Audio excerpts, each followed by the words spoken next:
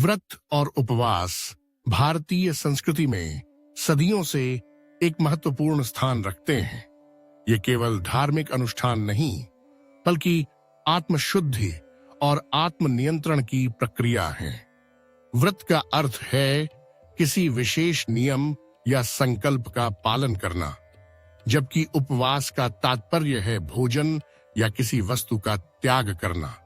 इन दोनों का उद्देश्य केवल शारीरिक संयम नहीं, बल्कि मानसिक और आत्मिक शुद्धि भी है।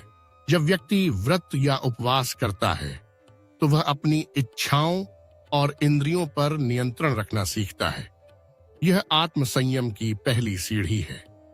उपवास के दौरान शरीर को विश्राम मिलता है, पाचन तंत्र को राहत मिलती है और मन एकाग्र होता है। इससे व्यक्ति अपने भीतर झांकने का अवसर पाता है और आत्मचिंतन की ओर अग्रसर होते होते। आध्यात्मिक दृष्टि से व्रत और उपवास मन को शुद्ध करने का माध्यम है।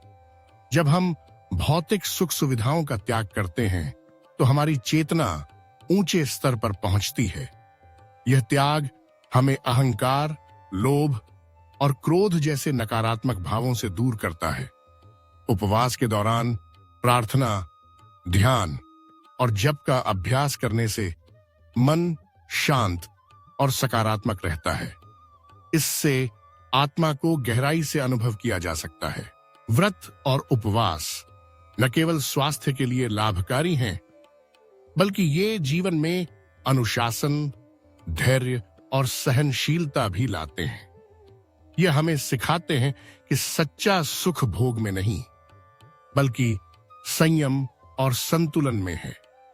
जब हम अपने शरीर और मन को नियंत्रित करना सीख जाते हैं, तभी सच्चे अर्थों में आध्यात्मिक उन्नति संभव होती है।